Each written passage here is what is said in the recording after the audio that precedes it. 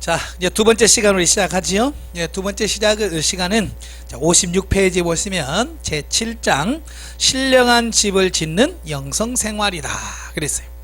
아까 앞 시간에 저 성전에 대한 부분을 설명을 드렸죠. 예, 성전의 개념이 달라진다. 그 신령한 집을 짓는 삶이 바로 성전을 짓는 삶과 같은 말이에요. 예. 그래서 그 밑에 보시면 요한복음 2장 19절부터 21절에 보면 너희가 이 성전을 헐라 그러나 예수는 성전된 자기 육체를 가리켜 말씀하신 것이라. 그래서 뭐냐, 성경은 우리는 하나님의 성전이다 라고 말씀해 주고 있어요. 여러분 뭐라고요? 성전이다. 성전. 왜 성전이라고요? 예, 하나님이 우리 안에 거하시기 때문에. 예, 다른 거 없어. 내가 뭐 이뻐서? 아니에요. 내가 잘생겨서? 아니에요. 예, 내 안에 성령님 하나님이 내 안에 거하시기 때문에 우리가 성전인 거예요. 예, 그래서 우리의 영과 혼과 몸이 전인적으로 하나님이 거하실 수 있는 신령한 집으로 세워지는 삶을 살아야 한다. 예, 집이 완성이 되어야 그 안에 들어가 사는 것처럼 우리가 온전해져야, 성장해서 신령한 집을 지어야 삶이 하나님께서 우리 안에 들어오시더라 라고 하는 거예요. 자, 그래서 사도 베드로가 베드로전서 2장 4절 5절에서 너희도 산돌이신 예수께 나아가 너희도 산돌같이, 즉 예수님같이 신령한 집으로 세워져라. 예수님이 그렇게 사셨던 것처럼 너희도 그렇게 살아라 라고 말씀해 주시는 거예요. 아시겠죠? 예. 그런데 유대인들은 이 말을 이해했을까요? 못했을까요? 예, 못했어요. 예수님이 뭐라고 그랬어요? 이 성전을 헐라 내가 사흘 만에 짓겠다. 유대인들은요 이 말이 무슨 말인지 이해를 못해요. 그래서 참남아두다, 신성 모독죄다, 성전 모독죄라 그래가지고 예수님을 죽이려고 그랬어요. 예, 이 성전 제도가 바뀌는데 이걸 이해를 못하는 거예요. 특별히 예수님이 뭐라고 그랬어요? 아버지와 나는 하나다 그랬어요. 이게 뭐냐면 하나님이 그 예수님 안에 거하시고 예수님의 그 하나님 안에 거하시기 때문에 이건 하나인 거예요. 그래서 예수님은 하나야 라고 말한단 말이에요. 근데 그걸 이해를 못하니까 이건 신성 모독죄다. 그래서 돌로 치려고 하신 거예요, 예수님을. 오늘날도 마찬가지예요. 오늘날에도 이 성전의 의미를 정확하게 이해를 못하는 분들이 너무 많아요. 아까 시간에도 말했지만 교회 갑니다. 어디 가요? 성전에요. 뭐하러요? 기도하러요. 청소하러 갑니다. 뭐하러 가요? 성전 청소하러 간대.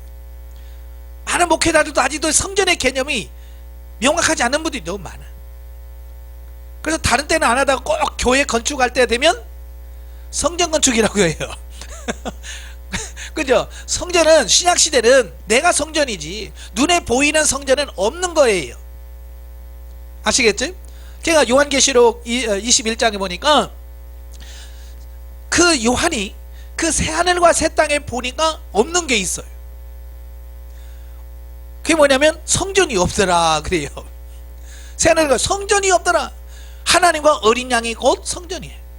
그러니까 천국 전체가 뭐냐, 하나님이 충만하시고 예수 그리스도가 충만하고 성령님이 충만한 그 새하늘과 새 땅 전부가 뭐예요? 하나님과 함께하는 성전의 삶이에요. 그렇기 때문에 눈에 보이는 성전이 없는 거예요. 그리고 구약은 뭐냐? 비유라고 말해요. 비유. 모형과 비유로 우리에게 보여주시다라고 말씀하고 있습니다. 자, 이제는 교회를 성전이라고 하지 마세요. 아시겠죠? 교회는 교회예요. 원래 사실은 우리가 이 교회라고 하면 안 되고요. 여러분이 지금 교회라고 하는 것은 예배당, 교회당이라고 해야 돼요. 근데 그렇게 안 하고 그냥 교회라고만 하니까 사실 이 교회라고 하는 에클레시아라고 하는 말은 뭐냐면 구별해 놓은 무리, 그러니까 사람들의 모임을 교회라고 하는 거예요. 이 건물을 교회라고 하는 게 아니고 원래 이 구별된 사람들의 모임을 교회라고 하는 거예요. 그러니까 이 사람들이 모여 있다 보니까 교회라고 자꾸 하다 보니까 이제 건물이 교회화 되어버린 거예요. 아시겠죠? 이건 예배당, 예배당이라고 하는 게 어찌 보면 가장 맞습니다. 예. 교회는 뭐냐? 성도들의 모임이 교회가 되어지는 거예요. 예. 그렇죠. 원래 그 말이 맞아요. 원래 이 예배당이 맞아요. 그런데 이제 자꾸 교회 하다 보니까 건물이 교회라고 생각하시는 분들이 많은데요. 예. 또 한 단계 더 나가서 교회를 또 성전이라고. 그러니까 시대가 어느 지금 이 시대인데 아직도 우리의 생각이나 가치관은 저 구약 시대 아직도 머물러 있는 거예요. 그래서 교회 재단 말 쓰고 뭐 이런 말씀을 쓰신 분들은 아직도 그의 가치관이 구약적 개념에서 머물러 있는 분들이에요. 아시겠죠? 자, 그 다음에 1. 신령한 집은 거룩한 성전을 의미한다 그랬어요. 1. 신약의 성전을 비유로 보여준 구약의 성전들 그랬어요.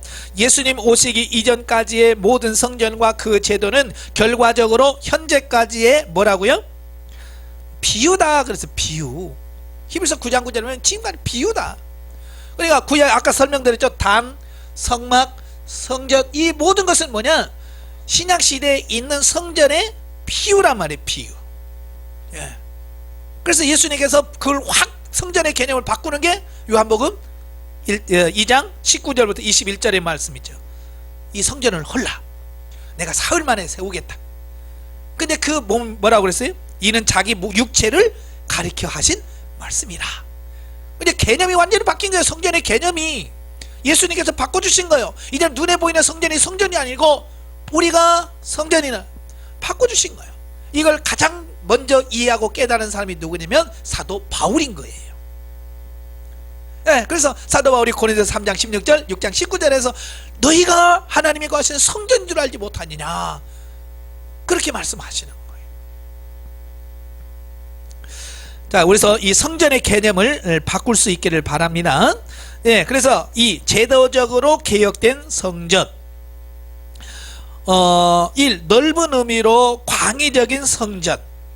넓은 의미의 성전은 예수님이 계신 하늘 보좌가 지성소이고 그리고 성령 안에서 우리 가운데 있는 교회 혹은 현세적 하나님의 나라가 성소가 되고 모든 인간들이 살고 있는 세상이 성전의 뜰이 된다.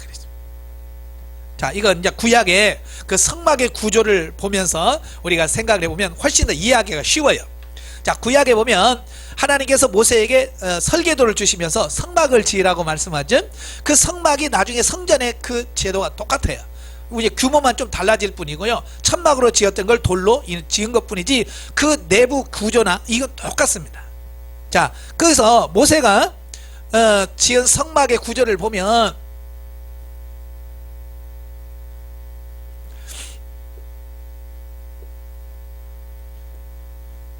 자, 이렇게 되어 있어요. 이게 50규빗, 이건 100규빗. 예, 이렇게 되어 있어요. 그래서 성막뜰이라고 하죠. 이게 장막. 예, 천막을 쳐서 안과 밖을 구분하고요. 그 안에 성소가 있어요.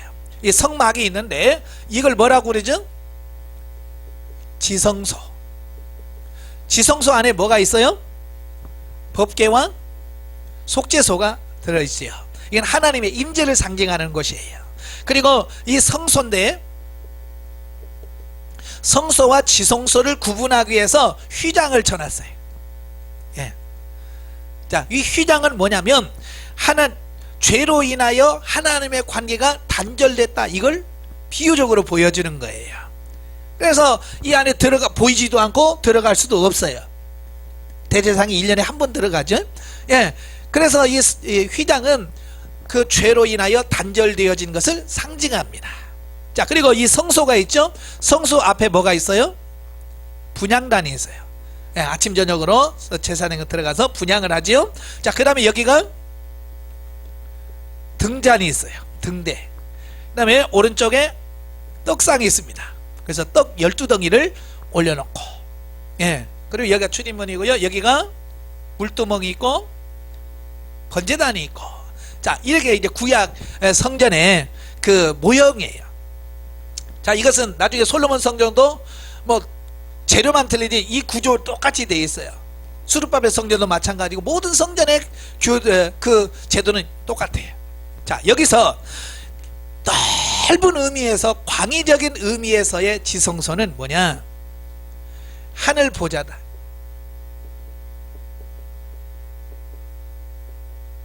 하늘 보좌에 성부 하나님이 앉아 계시고 그 옆에서 성자 예수님께서 중보하시는 바로 하나님이 거하시고 예수님이 거하시는 그곳이 지성소에 해당된다라고 보면 돼요. 아시겠죠? 자, 그 다음에 이 성소는 현세천국 또는 교회를 성소라고 구분할 수 있습니다. 그리고 이 뜰은 세상, 세상, 이렇게 넓은 의미에서 비유적으로 보면 지성소는 하나님이 계신 하늘 보좌를 상징하고, 그 다음에 이 성소는 현세 천국을 상징하고, 이 뜰은 세상을 의미한다 라고 이렇게 볼 수 있죠. 자, 그래서 구약에 보면 지성소에 누가 들어갑니까? 지성소에 대제사장만 들어가잖아요. 그죠? 언제 들어가요? 언제 들어가요?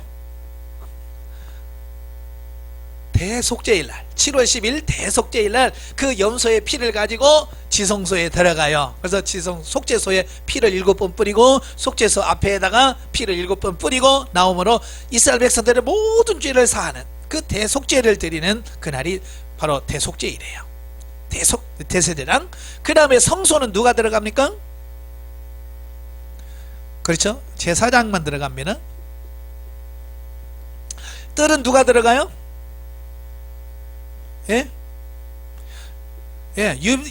유대인도 들어가고 이방인도 들어가고 다 들어가요. 그래서 세상에다가 비유를 드는 거예요. 자, 이렇게 들어가서 사역하는 이런 부분이 달라지는 것을 보게 되고요. 자, 이것을 아주 더 확 줄여서 이야기를 하면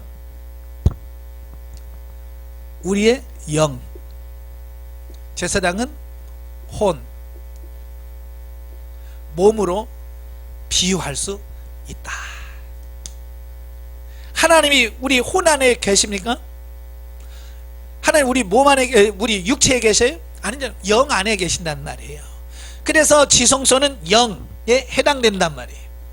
그 다음에 성소는 혼에 해당되고 이 뜰은 몸에 해당된다라고 우리가 비유를 들 수 있다 그 말이에요.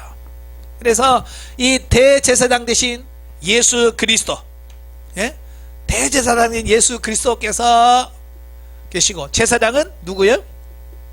우리 믿는 우리가 제사장이에요. 그래서 우리는 성소까지 들어가고요, 대제사장은 예수님께서 들어가셔요. 언제 들어가셨어요? 예수님이 언제 지성소에 들어가셨어요?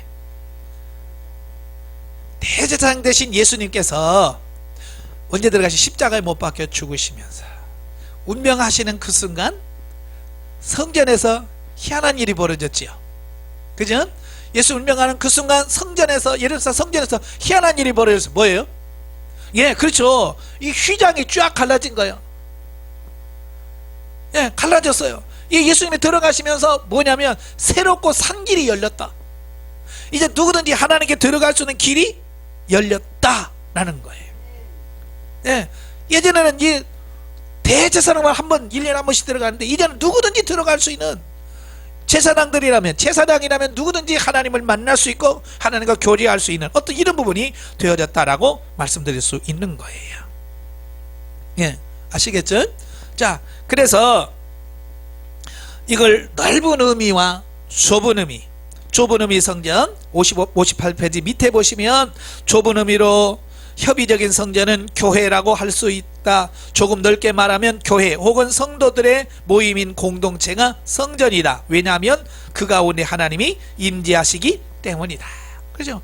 교회 안에 하나님이 계셔. 그죠? 두세 사람이 내 이름으로 모인 곳에 내가 그들 중에 있다. 예수님이 약속하셨잖아요. 이게 바로 성전의 의미를 말씀해 주고 있어요. 그런데 아주 더 좁은 의미로 보면 59페이지 맨 위에 우리의 영혼, 몸 또는 영혼과 육체가 하나님의 성전이다. 자, 그래서 우리 개개인이 신령한 집으로 건축이 되어질 때, 이 말은 성령님이 우리에게 오셔서 우리가 말씀을 지킬 수 있을 때 그 말이에요. 그때에 삼일째 하나님께서 개인을 거처 삼아 거하시겠다라고 말씀하고 있습니다. 자, 요한복음 14장 23절에 보면 그래요. 사람이 나를 사랑하고 내 말을 지키리니 내 아버지께서 저를 사랑하실 것이요 우리가 저에게 와서 저와 함께 하리라 그랬어요. 예수님이 하신 말씀이에요. 그러니까 사람이 나를 사랑하면 내 말을 지킨다. 내 말을 지킨다라고 하는 말은 결국 뭐야? 하나님의 말씀대로 내가 사라지는 수준까지 간다. 영적으로 성장한다, 성숙한다, 그런 뜻이에요. 그때에 예수님께서 우리가 그랬죠. 우리는 누구를 말해요? 우리가 여기서 우리는 하나님, 성부 하나님, 성자 하나님, 성령 하나님, 삼위일체 하나님을 말합니다.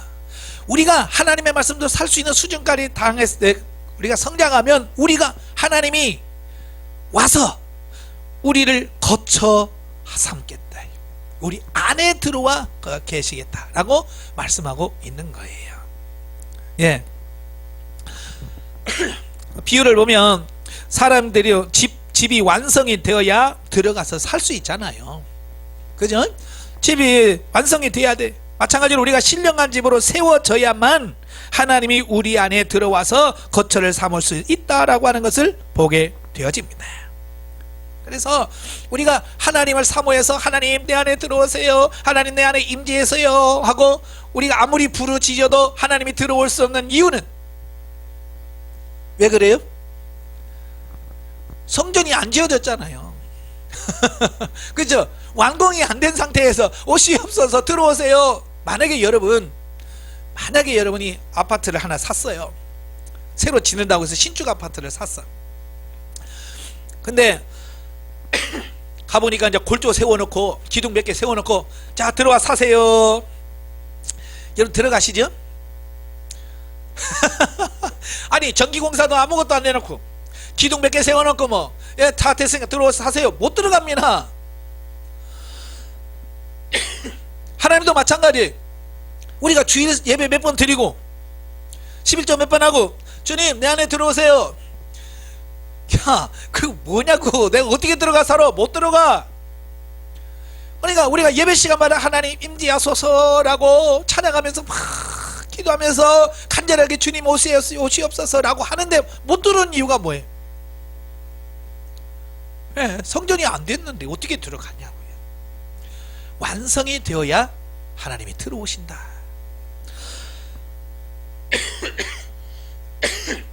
그래서 중요한 게 뭐냐, 여러분들이 빨리 신령한 집으로 세워져 가는 것이 중요하다. 아시겠죠? 자, 두 번째, 큰 두 번째, 신약의 성전 제도. 자, 신약의 성전 제도는 구약처럼 특정 장소에서 예배 행위를 해야 함을 내포하지 않으나, 구약에서는요 반드시 어디 가서 예배를 드려야 돼요? 성전. 성전에 가서 예배 드려야지 성전이 아닌 곳에 예배 드리면 안 됩니다. 그런데 이스라엘 역사를 보면 이스라엘 백성들이 성전이 아닌 곳에서 예배를 드렸어요. 혹시 뭔지 아세요? 산당입니다. 산당. 산당은 예루살렘에 성전이 있는데 거기까지 가기 너무 힘들어. 멀어. 그러니까 여기서 예배 드리지 뭐. 그래서 자기 나름대로 예배 처소를 짓는 거예요. 그래서 산 위에다가 처소를 만들고 자기들끼리 모여서 예배합니다. 처음에는 너무 좋은 의도로 시작했지만 뭐예요? 점점점 뭐예요? 타락하게 돼. 거기 산당에 나중에 우상이 들어오게 되고, 그래서 하나님을 떠나는 어떤 결정적인 원인, 산당 때문에 그래요. 그래서 그 남유다 왕이 있죠. 남유다 왕이 있는데 그 남유다 왕 중에서 선한 왕, 진짜 하나님의 말씀대로 산 왕들은 기준이 뭐냐? 산당을 제거한 왕은 진짜 선한 왕이에요. 하나님 앞에 진짜 의로운 왕이에요. 그리고 우상을 타파했지만 산당은 그대로 놔둔 사람은 덜 선한 왕. 그 다음에 우상도 만들고 산당도 만들어서 아무데나 예배드리려 한 사람은 악한 왕. 이 세 종류로 나뉘어요. 이 산당까지 허문 왕은 몇 안 됩니다. 그래서 구약에서는 성전에서만 예배드려야 돼. 다른 데서 예배드리면 안 되는 거예요. 그런데 이제 신약 시대는 달라져요. 만약에 그게 개념이 안 바뀌었다면 지금 우리는 신앙생활 못합니다. 여러분 예루살렘 가본 적 있어요 없어요? 이렇게 좋은 세상에 비행기 타면 12시간만 되면 이스라엘 가는데 우리는 안 가봤잖아요. 그럼 지금 뭐 구약시대라면 우리 구원 못 받아요. 1년에 3번씩은 가서 유월절 드려야 되고 오순절 드려야 되고 수장절 드려야 되는데 우리는 안 가잖아요. 다행인 게 오늘날은 신약시대라고 말해요. 이 개념이 바뀌었어요. 이 장소적 개념이 없어. 이제는 꼭 거기만 가야 되는 게 아니야. 이제는 어디든지 신령과 진정으로 예배하면 되는 거예요. 예, 아시겠죠? 이렇게 바뀌었다고 말이에요. 그래서 이제는 어떤 장소가 그렇게 중요한 게 아니에요. 근데 중요한 것은 또 이 장소가 중요하지 않다라고 하면 그러면 교회 갈 필요 없네? 이렇게 생각하시는 분 또 계셔요. 그런 오해는 안 하시면 돼요. 그러니까 이 개념에서 조금 더 벗어나서 이단으로 발전된 게 무교회주의자들이에요. 무교회주의라는 거는 교회 필요 없다. 교회 뭐 필요가 있어. 우리가 교회인데. 그래서 교회가 없어. 그래서 오늘은 어디 공원에서 예배드립니다. 그러면 거기 공원에 모여서 예배드리고, 그렇게 되어지는 거예요. 교회 자체를 거부해버린 무교회주의자가 나오게 되는 거예요. 여기서부터 출발해서. 그러니까 우리가 맞아요. 장소적 개념은 없어요. 그럼에도 불구하고 교회라고 하는 것은, 예배당이라고 하는 것은 우리 성도들이 모여서 같이 신앙생활하고 교제하고 나눌 수 있는 아주 중요한 부분이에요. 그러니까 이 교회당을 무시하면 안 되는 거예요. 아시겠죠? 그래서 벗어나면 무교회주의자가 되는 거예요. 영적으로 좀 성장해서 우리가 이제 그 부분은 조심하셔야 돼요. 조심. 그리고 아까도 말한 것처럼 예수님께서 십자가를 못 박혀 죽으실 때 휘장이 갈라졌잖아요. 휘장이 갈라졌어. 이제는 누구한테 기도 부탁할 필요 없어요. 그죠? 예전에는 제사장한테 가서 내가 이런 죄를 졌습니다. 제사장 딱 고하면 제사장이 양한테 해서 제사를 드렸지만 이제는 하나님 앞에 직접 들어가서 하나님 앞에 이야기할 수 있고 고백할 수 있고 하게 되어지는 거예요. 자, 그런데 이런 시대에 살면서도 많은 분들이 하나님의 음성이 잘 들린다고 그래요? 안 들린다고 그래요? 안 들린다고 그러죠. 저는 못 들어요. 그런 사람이 너무 많은 거예요. 왜 그럴까요? 아까도 말했죠. 이 신령한 집으로 완성이 되지 않으면 하나님과 영적인 교제가 안 이루어져요. 그래서 내가 신령한 집으로 빨리 완성이 되어 하나님이 내 안에 들어오셔야 내가 그분과 영적인 교제, 교통이 이루어질 수 있다라는 것을 꼭 기억하시길 바라요. 자, 그러면 그 집은 어떻게 지어지느냐? 첫째, 다양한 영적 변화의 과정을 거쳐 세워지는 신령한 집이다. 그러니까 하루아침에 그냥 뚝딱하고 집을 지어지는 게 아니에요. 세상에도 그렇잖아요. 집을 지는데 하루아침에 뚝딱 안 지어지잖아요. 이 시간이 지나면서 조금씩 되어지는 거예요. 자, 우리가 예수 그리스도를 믿어요. 오늘 처음 교회당에 왔다고 해서 확 변화됩니까? 그러면 얼마나 좋겠어요. 교회 그냥 발을 딱 듣는 순간부터 마음이 새로워지고 생각이 바뀌고 옛날 모든 게 다 끊어지고 그냥 예수님처럼 확 변하면 얼마나 좋겠어요. 그지? 근데 안 된단 말이에요. 안 돼. 술 먹는 사람은 여전히 교회 다니는 술을 마시고, 담배 피우는 사람은 여전히 담배 피고, 죄 짓는 사람은 여전히 죄를 져. 자, 그러면서 말씀 들으면 아이고 저거 안 해야 되는데 하면서도 또 하고 있고, 그게 이제 갈등의 원인이 되는 거예요. 그죠? 그러니까 얼마나 본인은 답답하겠어요. 술을 끊고 싶은데 끊을 수는 없고, 담배 끊고 싶은데 끊지는 못하고 얼마나 힘들겠어요. 그러니까 옆에 보는 사람도 힘들지만 그 당사자는 얼마나 힘들겠어요. 근데 옆에서 자꾸 찔러대면 진짜 나중에 튕겨나가죠. 그러니까 그럴 때는 좀 기다려주고, 언젠가는 하나님께서 저랑 변화될 줄로 믿습니다 하고 기다려줄 줄 알아야 되는데, 이 사람들은요 기다릴 줄을 몰라요. 오늘 교회 처음 나와서 술 끊고 와. 어떻게 끊어? 그래, 그 말은 뭐요? 결국 교회 오지 마, 그 얘기가 똑같은 거 아니에요? 그죠? 담배 끊고 교회 와, 그러면 그 사람 오지 말라는 얘기 아니에요. 너는 천국 갈 필요 없어, 너 지옥에 나가, 그 얘기랑 같은 거예요. 근데 지금 교회에서 그러고 있다고 말이에요. 아니 교회 다니면서도 힘든데 어떻게 끊고 오냐고요. 그래서 좀 우리가 기다려줄 수 있고 좀 계속 기도해주고 때가 되면 성령께서 그의 생각을 바꾸시고 삶을 바꿔서 바꿔준단 말이에요. 그러니까 그때까지 조금 기다려줄 필요가 있더라 라고 하는 거예요. 아시겠지? 자, 그래서 여러분 여러분 자신도 기다려야 되겠고 옆에 있는 분도 좀 기다려줘야 돼. 왜? 시간적인 과정이 필요하더라 라고 하는 거예요. 자, 그 다음에 이제 두 번째 보면 이제 신앙생활은 신령한 집으로 세워지는 것을 목표로 해야 한다 그랬어요. 자, 대부분의 많은 사람이 신앙생활하는 목적, 왜 신앙생활 하세요? 왜 교회 나오세요? 그럼 뭐라고 그래? 복 받으려고요, 천국 가려고요. 예, 물론 궁극적으로 천국도 가야 되고 복도 받아야 되겠지만 그게 목표가 되면 안 됩니다. 자, 많은 사람들이 여기 보니까 육신의 자기 욕망으로 지은 집은 끝내 무너지고 만다. 그러니까 신령한 집, 하나님이 거하시는 집으로 내가 세워져야 되는데 거기는 관심 없고요, 육신의 욕망의 집을 짓는 거예요. 그게 뭐예요? 자기가 원하는 것을 이루려고 하는 거예요. 쉽게 말하면 하나님 아파트 60평짜리 하나 주시고요, 땅은 10,000평 정도 주시고요, 우리 아들은 이번에 시험 봐서 합격되게 해주시고요, 이런 거 있잖아요. 자기가 꿈꾸는 세상에서의 어떤 출세 성공을 목표로 한다. 이게 욕망의 집을 말합니다.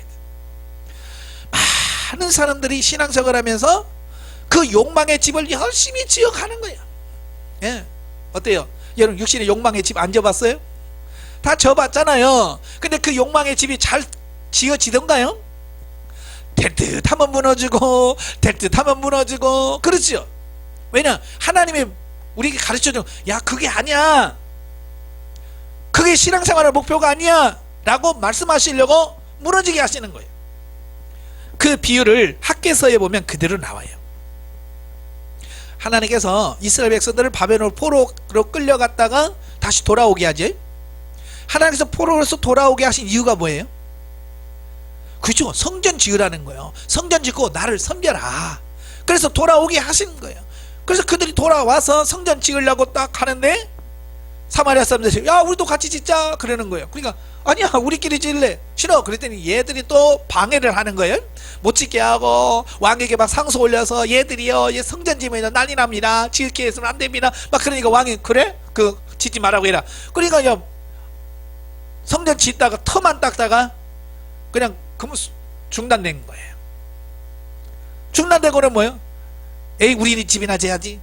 그래서 성전 짓다 말고 자기 집 짓기 바쁜 거예요. 심지어 교회 지으려고 그 성전 지으려고 가져오는 돌 갖다 자기 집 짓고 나무 갖다 자기 집 짓고 판벽한 집을 짓는 거야. 판벽이라고 하는 것은 최고급 인테리어를 말하는 거예요. 예? 자기 집은 반듯하게 짓는 거야. 그러니까 하나님 보니까 괘씸한 거지. 그래서 학개서에 보니까 내가 불어버렸느니라 그러죠. 돈을 아무리 버는데 이 구멍 뚫린 전대에다 돈을 넣는 거예요. 예. 지금은 뭐 다 지폐잖아요.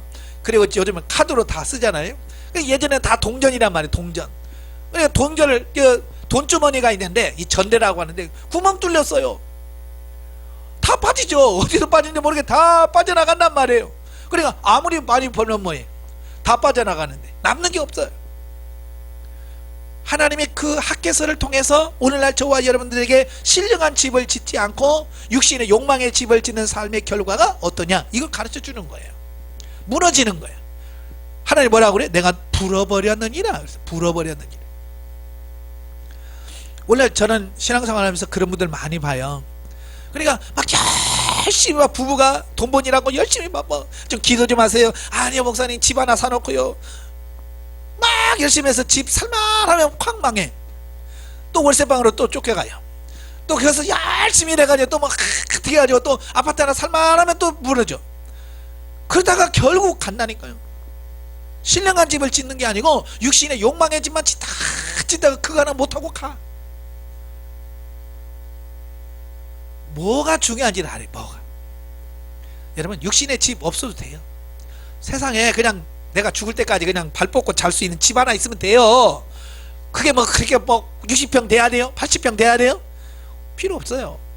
그냥 내가 살 동안 그냥 살 수만 있으면 돼. 진짜 중요한 건 뭐냐? 신령한 집이고 하나님의 나라에서 들어갈 집이, 영적인 집이 있느냐 없느냐, 이게 더 중요한 거거든요. 왜냐면 우리 인생은 겨우 70이요 80이에요. 그죠? 이상하게 집 없이 살아도 60년이에요 70년이야. 그런데 천국에 들어가면 집 없으면 영원히 집이 없어. 그래서 이 땅의 것에 초점 맞추지 말고 하나님의 나라에다 초점 맞추고 사는 여러분들이 되어야 될 줄로 믿습니다. 예, 그래서 하나님께서 자꾸 세상적으로 잘 살려고 하면 하나님께서 자꾸 무너지게 하시는 거야. 예. 그래서 왜 무너뜨리는지를 아셔야 돼. 그래, 무너질 집을 짓지 말고 무너지지 않는 신령한 집을 지어서 하나님 앞에 사랑받고 인정받을 수 있는 그런 삶이 되어야 된다, 그 말이에요. 자, 세 번째, 영적 경험의 다양성과 개인적 차이점이다. 신령한 집으로 지어져 가면서 겪어야 하는 과정은 개인마다 체험이 다양하고 경험이 다양하며 또한 환경이 다양할 수 있음을 인정해야 된다. 예. 예, 우리가 경험하고 체험하는 것은 뭐냐면 너무 다양해요. 그래서 나처럼 해, 내가 했던 것처럼 너도 해, 이렇게 할 수가 없어. 왜? 그 사람마다 성향이 다르고 성품이 다르고 기질이 다르고 다 달라요. 그래서 우리가 많은 사람들과 대화를 해야 되는 이유가 뭐냐면, 아, 하나님께서는 저분은 저렇게 역사하셨네, 하나님 저렇게도 역사할 수 있구나, 이 폭을 넓혀가는 거예요. 근데 대부분의 사람들은 다른 사람과 얘기하려고 그래, 안 하려고 그래? 안 해요. 내 것만 그게, 나는 이렇게 기도하다 내가 이렇게 은혜 받았어, 너도 이렇게, 자꾸 자기에게만 꿰맞추려고 하지 자기를 넓힐 생각을 안 하는 거예요. 그 고집이고 아집이거든요. 그걸 내려놓으셔야 돼. 아시겠죠? 내가 기도하는 방법 중요하죠. 그러나 내 것만 강조하지 마시고 저분은 어떻게 주님을 만나고 어떻게 주님과 교제하나, 그것도 좀 보고 배울 수 있으면 배우고, 그래서 자꾸 나를 바꿔가는 작업을 해 가셔야 돼. 근데 예수 믿는 사람은 참 고집도 세요. 예? 한번 자기가 그냥 꽂히면 끝까지 가요. 아니다, 하나님께서 이건 아니다 라고 하시면 그냥 내려놓으셔야 돼요. 예. 저는 이제 훈련 받으면서 이제 묻고 행하라는 훈련 말을 많이 듣잖아요. 묻고 행하라, 묻고 행하라. 그래서 정말 우리는 많이 묻고요, 정말 걸어가면서도 기도하고요, 전철 안에서도 기도했고요, 버스 안에 타면 하나님의 기도하니라고요. 다른 거 볼 시간이 없었어요. 정말 그렇게 해야 돼요. 예? 버스 타서 뭐 해요? 딴 생각하고 뭐 합니까? 거기서 하나님 앞에 막 기도하는 거예요. 예. 제가 어느 날 화요 기도회를 하고요, 저희 화요 저희 집까지가 거의 1시간 반 2시간 걸리거든요. 그래서 이제 그 집에 오는 차를 타려고 이제 교회에서 운행하는 차를 탔어요. 스타렉스를 차를 타고 맨 뒤에 저하고 친한 목사님하고 둘이 맨 뒤에 딱 탔어요. 그런데 옆에 있는 목사님이 계속 그 차에 앉아가지고요 기도하는 거예요. 하면서 계속 기도를 하는 거예요. 근데요, 내 귀에 거슬리는 거예요, 그게. 아니, 혼자만 기도하지, 아니 지금 야간에 기도하고 집에 가면서 또 거기서 슉슉 하면서 또 기도해야 되나? 그래서 제가 하나님 꼭 이래야 돼요, 제가 그랬거든요. 예? 그러니까 하나님께서 뭐라고 말씀하냐면 좋은 건 배워라 그러시는 거예요. 다른 말 하는 게 좋은 건 배워라.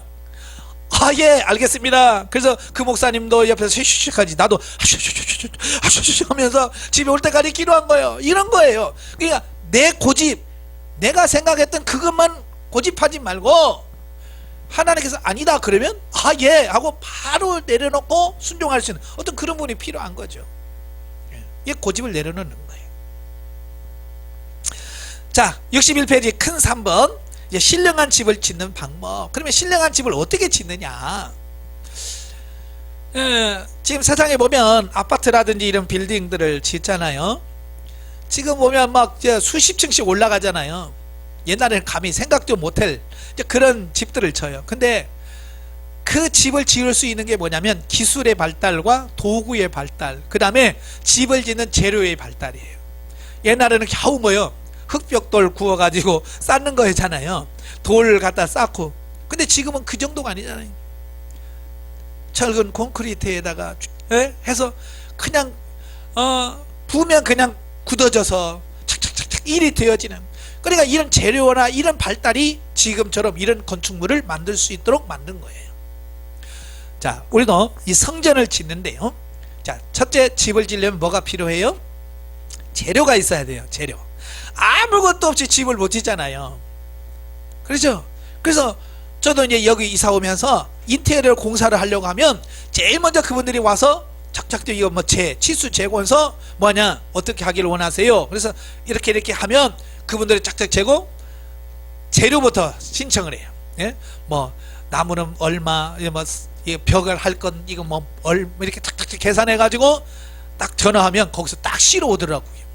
아니, 재료가 있어야 뭘 하지. 그러니까 재료가 없으면 아무 일도 안 해. 그러니까 공사가 빨리빨리 진행하려면 돈을 갖고 있다가 이 재료를 이거 필요합니다 그럼 빨리 갖다 줘야 돼. 예, 못이 필요해 그럼 못 사다 주고, 뭐가 필요합니다 빨리빨리 사다 줘서 재료가 떨어지지 않게 해야 이 일꾼들이 안 쉬고 일해. 이 사람들은요, 재료가 없다 그러면 올 때까지 쉽니다. 인건비도 되게 비싸. 그래 쉬어. 이 재료가 그렇게 중요한 거예요. 근데 구약에서는 이 성전 짓는 재료가 뭐였냐면 돌, 나무, 금, 은, 동, 철, 이런 거 가지고 이 구약의 성전을 지어서 솔로몬 성전도 그렇고 스룹바벨 성전도 그렇고 헤롯 성전도 다 그래. 그런데 신약시대에 지금 신령한 집을 짓는데, 우리가 성전을 짓는데 뭘로 지을까요? 예? 예, 말씀이 재료입니다. 예, 돌이 재료가 아니에요. 그러니까 지금 뭐 성전 짓느라고 벽돌 몇 장 헌금하십시오, 이건 그냥 교회 건물 짓는 거예요. 예? 그 짓지 말라는 얘기 아니에요. 지으셔야 돼. 그러나 재료가 벌써 틀려. 신령한 집 성전을 짓는 재료는 뭐냐? 말씀이 재료다. 예. 그래서 여러분들이 성경을 많이 읽어야 되고요, 성경 공부를 해야 되는 이유가 그거예요. 예. 그래서 하나님의 말씀도 살려면 뭐 말씀을 알아야 살지. 말씀을 모르면요, 살고 싶어도 살 수가 없어. 그래서 저와 여러분들이 늘 성경을 읽으셔야 돼. 참 예전에 저도요, 야, 이 성경 읽기 쉽지 않잖아요. 해마다 결단하지요. 금년에 내가 꼭 한번 성경 읽으리라. 그런데 성경 읽다가 레위기를 못 넘어가네. 그죠? 출애굽기 넘어가고 레위기에서 걸려서 넘어지고, 또 그 다음에도 또 레위기에서 건너뜨리고 넘어지고, 참 안 되더라. 성장해야 말씀이 꿀송이처럼 답니다. 성장하지 않으면 말씀이 그렇게 안 달어. 근데 성장을 하면 말씀이 달아. 그래서 성장을 하면 당연히 말씀을 사모하게 되고, 말씀을 듣게 되고, 말씀을 가까이 하게 돼. 그래서 여러분들도 이 말씀을 가까이 하시길 바래요. 예, 아시겠죠? 그래서 성경을 많이 아셔야 순간순간 성령께서 뭘로 인도하시냐? 말씀으로 인도하시거든요. 예, 말씀으로 역사하셔요. 예. 예를 들어서 이런 거예요. 내가 어떤 사람 막 미워 죽겠어. 저 인간만 없으면. 그럴 때 말씀으로 내게 딱 주십니다. 원수를 사랑해라. 말씀으로 주셔. 그러니까 원수를 사랑하라는 말씀을 모른다면 하나님께서 말씀할 게 없잖아요. 그죠? 그 말씀이 내 안에 있어야 그 말씀을 통해서 들어 역사하는 거예요. 그래서 성경을 많이 읽어 놓으셔야 돼. 아시겠죠? 예. 예전에 뭐 13주호라고 그랬잖아요. 매일 석 장 읽고 주일날 5장 읽으면 1년에 한 번 읽는다 그러잖아요. 그것 중요하죠. 그것도 안 하는 사람 너무 많으니까. 그런데 그렇게 해가지고는요, 하나님 말씀대로 살 수가 없어요. 저도 보니까요, 성경 딱 읽잖아요. 딱 읽고 넘어가면 잊어버려요. 뭐 목사님, 저도 뭐 목사는 뭐 성경을 다 기억하는 게 아니에요. 다 그냥 넘기는 순간 앞에 있는 무슨 말씀이 몰라. 그냥 넘어가. 그런데요, 그렇게 읽어서 넘어가도 하나도 남는 것 같지 않는데 그 말씀이 내 안에 살아있어요. 그래서 성령이 뭐 하시냐, 성령이 기억나게 하시고 생각나게 하시고 깨닫게 하셔서 때가 되면 살게 하시는 거야. 그러니까 저도 설교하거나 강의할 때 보면 그 성경 말씀이 툭툭 튀어 올라와요. 그러니까 내가 할 수 있는 방법은 뭐냐, 그냥 성경을 읽어 놓는 거예요. 그냥 성경을 막 읽어서 아 이런 말씀이 있구나, 마태복음 몇 장 몇 절에 이 말씀이 있구나 하고 이 머릿속에다가 그냥 넣어놓기만 하면 돼. 그러면 꺼집어 쓰시는 분 누구냐, 성령님이야. 성령님이 생각나게 하시고 기억나게 하시고 깨닫게 하셔서 하게 하시는 거예요. 그리고 잊어버린다고 안 읽으면 안 돼. 잊어도 계속 읽어 놓으시면 그 말씀이 결국은 재료가 돼서 신령한 집을 짓게 되는 재료가 된다. 성경을 많이 보셔야 돼. 그래서 최소한 성경을 1년에 2독 이상씩을 하셔야 돼. 아시겠죠? 1년에 2독 이상을 하셔야 말씀이 살아있어요, 내 안에서. 그래서 그 말씀을 살 수 있는 거예요. 자, 그 다음에 두 번째, 신령한 집을 짓는 도구. 재료는 말씀이라면 그 재료를 가지고 집을 짓는 도구는 뭐냐, 이것은 바로 은사다. 은사가 도구가 되는 거예요. 그래서 성령의 9가지 은사를 잘 받으셔서 그 은사를 가지고 그 말씀에 따라서 순종할 때에 집이 척척척 지어지는 거예요. 그러니까 은사를 가지고 신앙생활하는 것과 은사가 없이 신앙생활하는 건 달라요. 마치 여러분 뭐 집안에서 음식을 할 때에 이 도구가 갖춰져 있어야 일이 잘 돼요. 그죠? 도마, 그러면 도마가 있어야 되고 뭐 그냥 찜기 뭐 이런 게 다 있어야 되지. 아이고 송편을 만드는 찜기가 없네. 찜기 없이 송편 지으려고 만들면 어떻게 해요 이거? 에? 할 수가 없어. 그럼 어떻게 해야 돼? 빌리러 가야지. 에? 좀 빌려줘요. 남의 거니까 내 마음대로 쓸 수가 없잖아. 그지? 그러니까 이 도구가 많아야 제대로 음식을 할 수 있는 거야. 마찬가지로 이 은사가 제대로 방언, 통역, 예언, 신유, 능력, 영분별, 믿음, 지식의 말씀에 지혜의 말씀의 현사, 이 7가지가 내 안에 있어야 되고 그걸 또 능숙하게 활용할 수 있어야 뭘 만들어낼 수 있잖아요. 한번 여러분 집에 보면 1년 내에 한 번도 안 쓰는 기구들이 있어요 없어요? 또 사다 놓고 안 쓴 거 있어요 없어요? 네, 쓸 줄을 모르면 사다 줘도 모른다니까. 예, 사다 줘도 못 써요. 그러니까 알아야 되잖아요. 그러니까 물건을 사오는 것도 중요하지만 그 용도가 뭔지 어떻게 써야 되는지 이걸 정확하게 알고 쓰면 좋은 거예요. 기가 막힌 건데 우리가 안 쓰는 경우가 너무 많잖아요. 예, 그지? 제가 이 반죽기를 참 좋아하거든요. 미갈 반죽기를 참 좋아해요. 예. 근데 어떤 교회를 가면요 이 반죽기를 사다 놓고 비싸거든요. 몇십만 원씩 가요. 근데 사다 놓고 먼지가 푸해. 왜? 쓸 줄을 모르니까 그거 못 쓰겠대. 쓸 줄을 모르니까 아이고 그거 못 쓰겠대. 좋아서 샀는데 먼지만 풀풀 날리는 교회가 있어요. 아니 그렇게 하나님을 찬양할 때 나는 이 반죽기처럼 좋은 게 없더라고요. 예? 참 그래서 저는 애용하는데도 불구하고 그걸 모르니까 사다 줘도 못 쓰고. 그러니까 여러분 어떻게 해야 돼요? 많이 훈련하셔야 돼. 은사를 많이 가지고 활용하고 기도하면서 자유롭게 은사를 활용할 수 있는 수준까지로 가야 된다. 아시겠죠? 자, 그 다음에 3번 신령한 집을 짓는 방법. 그 방법은 뭐냐, 여러분 건물을 지을 때 보면 그 설계도가 있고 누가 있냐면 감리사가 있어요. 감독이 있습니다. 감독. 그래서 이 관리하는 감독들이 그 설계도대로 작업을 하는지 감독을 하는 거예요. 그 보면 다 그림으로 다 있더라고요. 몇 미리짜리 철근은 몇 개씩 어떻게 묶어라, 이거 다 그 설계 도면에 다 나와 있어요. 근데 일하는 사람들은요 귀찮아요. 그죠? 그러면 12개 넣어라 그러면 2개 빼먹어. 그걸 빼가지고 10개만 해요. 그냥 빨리빨리 하고 2개는 팔아먹어. 그래서 예전에 부실공사가 일어나서 아파트가 무너지고 다리가 무너지는 게 바로 그냥 그런 거예요. 네? 방법대로 안 해. 이 방법이 뭐냐? 성령의 지도 인도하란 말이에요. 이게 내가 하고 싶은 대로 하는 게 아니라 하나님 어떻게 할까요? 그래서 성령께서 가르쳐 주시는 방법대로 행하면 문제가 없어요. 그러니까 설계도대로 하면 하자가 없어, 하자가. 근데 사람들은 자꾸 머리 굴려서 이렇게 하면 되겠지, 어떻게 더 쉬운 방법이 없을까? 자꾸 그 설계도가 아니라 자기 머리를 굴려서 쉬운 방법으로 하는 거예요. 그러니까 부실공사가 되는 거예요. 우리도 마찬가지예요. 우리도 성경님 말씀하신 대로 성경에서 하라는 대로 하면 얼마나 좋아. 근데 어때요? 우리 돌아가지도 않은 머리 막 굴려가지고 빼먹잖아. 그래서 내 맘대로 막 살잖아요. 그래서 문제가 생기는 거예요. 그래서 이제는 감독 되시고 감리사 되신 성령님, 그분의 지시를 잘 받으셔야 돼요. 그래서 성령님이 야, 왜 자냐? 기도해라. 아, 예.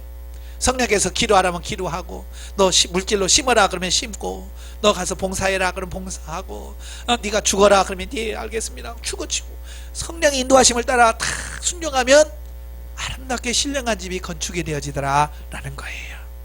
자, 그러려고 하면 이제 실제로 지어야 되겠죠. 자, 4번 신령한 집을 짓는 삶, 어떻게 지을 거냐? 첫째, 성령님의 지도와 인도하심에 순종하는 삶이라 그랬어요. 그 밑에 내 인생의 모든 결정권을 성령님께 드리는 삶을 말한다 그랬어요. 여러분 지금 누가 주인이에요? 여러분의? 내가 주인이잖아요. 그래서 내 맘대로 하지. 가고 싶으면 가고, 말고 싶으면 말고, 기도하고 싶으면 하고, 하기 싫으면 말고, 모든 게 결정을 내가 해. 내가 주인이란 얘기예요. 이제는 여러분이 주인이 되지 마세요. 성령님이 주인이 되셔야 돼요. 그래서 성령께서 말씀하시면 그냥 아멘 하고 내놓으시길 바래요. 내가 주인 돼서 살려고 하니까 내가 얼마나 힘든지 몰라요. 내가 결정해야 되고, 내가 주인 돼서 끌어가기 얼마나 힘들어요.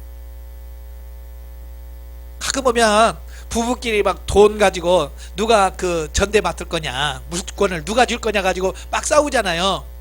누가 편할 것 같아요? 돈 주머니 쥐고 있는 사람이 편할 것 같아요? 아예 싹 주고 그냥 타 쓰는 사람이 쉬울 것 같아요? 예? 타 쓰는 사람이 제일 편해요. 그 쥐고 있는 사람은요, 그 얼마나 복잡해요. 그 나가는 거 들어오는 거 계산해야지, 전체 다 봐야지, 얼마나 복잡해요. 그냥 그건 줘요. 주고 그냥 나 얼마요? 나 얼마 필요해요? 탔으면 그걸 제일 편한 거야. 근데 사람들은요, 자기가 대장하고 싶다는 거야. 그냥 막 그거 달라고 막 그 모자란 거 가지고 살려고 하니까 머리가 휘어지니 뭐니 막 그러면서 스트레스 받니. 아, 그 짓을 왜 하냐고. 성령님도 마찬가지. 아, 성령님이 이끄시옵소서. 나는 그냥 주만 따라가겠습니다. 그래서 성령이 이끄신 대로 따라가면 돼. 성령님 어떻게 할까요? 그 해. 네. 하지 마라. 그러면 네. 안 하면 되죠 뭐. 이렇게 성령께서 인도하신 대로 살면 참 편한데, 참 자유가 있어. 너희가 진리를 알지니 진리가 너희를 자유케 하리라. 거기서 자유를 누리는 거예요. 그런데 자기가 막 주인 돼서 살려고 하니까 모든 게 힘든 거예요. 아시겠죠? 그래서 이제는 항상 하나님께 묻고 성령께서 이끄시는 대로 순종해 가세요. 내가 하기 싫어도 아버지 어떻게 할까요? 해라. 예, 알겠습니다. 예를 들어서 이런 거예요. 교회에 문제가 생겼어요. 내가 잘못한 거 아니야. 내가 잘못한 건 아닐지라도 하나님 어떻게 할까요? 네가 가서 잘못했다고 해요. 아니 내가 뭐 잘못했는데, 잘못 하나도 없는데요. 그래도 해라. 아, 예. 이제 그거예요. 내 생각은 내가 억울해, 내가 왜 잘못했으라고, 잘못한 거 없는데 라고 할지라도 성령께서 네가 가서 잘못했다고 해라 라고 하면 네 하고 성령 인도하심을 따라가서 집사님 내가 잘못했어요. 그러면 성령께서 그의 마음을 열어서 화해하게 하고 더 잘되게 하실 텐데, 그냥 고집 피워갖고 내가 뭘 잘못했는데요 뭐 그러면서 하면 결국은 그 문제가 해결이 안 돼. 성령의 지도인을 받는 것이 굉장히 중요한 거예요. 근데 그 성령의 지도인들을 뭘로 받느냐? 은사로 받는 거예요. 그래서 은사가 잘 돼야 되는 거예요. 아시겠죠? 그 다음에 두 번째, 그리스도의 초보와 육신의 고정관념을 버려라 그랬죠. 사람들은요 참 고집이 세요. 그죠? 자기 생각이 워낙 강해요. 그래서 이 자기 생각, 자기 고집을 꺾을 수 있어야 돼. 버릴 수 있어야 돼. 그런데 많은 사람들은 이 고집을 꺾기가 참 어렵거든요. 예. 그래서 이 고정관념을 버리셔야 돼요. 자, 그래서 여러분들이 이제 신앙 영성 훈련을 받고 이제 자꾸 하나님의 주님 어떻게 살까요? 라고 하면 주님께서 바꿔 가셔요. 그래서 지금 교회에서나 이런 친구들 만나서 대화하면 잘 통하시죠? 얘기가 잘 돼요. 재밌어요. 그런데 한 5개월만 지나서 그분들하고 대화 한번 해보세요. 잘 통하는지 안 통할 겁니다. 답답해요. 왜냐하면 그 말하는 것이 육신의 수준에 머물러서요, 그냥 그 땅의 것만 막 얘기하는 그것이 보여요. 저도 예전에 그랬으니까요. 예전에 목사님들 만나서 얘기하면 그렇게 재밌어요. 시간 가는 줄 모르고 막 재밌었어요. 그런데 영성훈련 몇 개월 받고 가서 얘기를 하는데 딱 들어보니까요, 아, 지금 이렇게 애기 같은 이야기만 해요. 예, 정말 그 애기 같은 짓만 해요. 말을 해도. 예전에 몰랐거든요. 왜냐면 나도 그 수준이고 그 사람도 그 수준이니까 거기서는 내가 몰랐어. 근데 영성훈련만 조금 내가 자라서 보니까 애기 같은 거예요. 가기 싫은 거예요. 말이 안 되는 거예요. 시간이 갈수록 그 차이가 막 생기는 거예요. 이 영적으로 성장하면 이 가치관이 바뀌어요. 생각이 달라요. 예. 여러분의 가치관이 바뀌셔야 됩니다. 자, 그 다음에 세 번째, 다양한 훈련 과정을 통해서 신령한 성도가 되라. 제가 늘 말씀합니다만은 훈련 없는 성장은 없다. 그래서 하나님께서 다양하게 훈련시켜, 그 하나님의 다양한 훈련에 우리가 잘 적응해서 순종해 가셔야 되고요. 자, 그 다음에 네 번째로, 세상을 바라보되 취하고 누리지는 마라. 그러니까 이런 거예요. 세상을 바라보되 취하고 누리지는 말라. 이런 거, 예를 들어서 이런 거, TV를 보는 거 죄일까요? 아닐까요? 죄는 아니에요. 그러나 TV 보는 것 때문에 너무 그게 재밌어서 기도 시간에 이거 봐야 되는 기도, 기도 이러면 이건 벌써 그 사람은 거기에 빠진 거예요. 무슨 일이 해야 되는데 TV 때문에 못해요. 그러면 그 사람은 이미 거기에 취하고 누리는 거예요. 빠져버린 거예요. 잠깐 볼 수 있어요. 예? 저도 TV가 너무 좋아요. 그래서 저는 그걸 보면 빠져버려요. 그래서 제가 일부러 TV 드라마 같은 건 안 봐요. 봐도 뉴스나 이런 거, 그런 거나 봐요. 왜 드라마를 안 보냐면요, 꼭 끝날 때 다음 게 궁금한 게 꼭 끊잖아요. 그죠? 꼭 끝날 때 보면 다음에 꼭 궁금한 게 끊어. 그러니까 기도하다가는 다음에 뭐지 이거? 꼭 안 보면 안 될 것 같고 꼭 봐야 될 것 같은 부담감을 생기는 거예요. 근데 기도하다가 하나님 잠깐만요, 나 드라마 보고요, 이런단 말이에요. 그게 저였어요 옛날에. 그래서 이거 보면 안 되는구나. 그래서 드라마는 끊어버렸어요. 그래서 TV를 봐도 드라마는 안 봐. 가끔 뭐 축구라든지 이런 건 보잖아요. 그거 뭐 날마다 하는 게 아니고 어쩔 한 번씩 하는 거니까 이제 그런 건 봐요.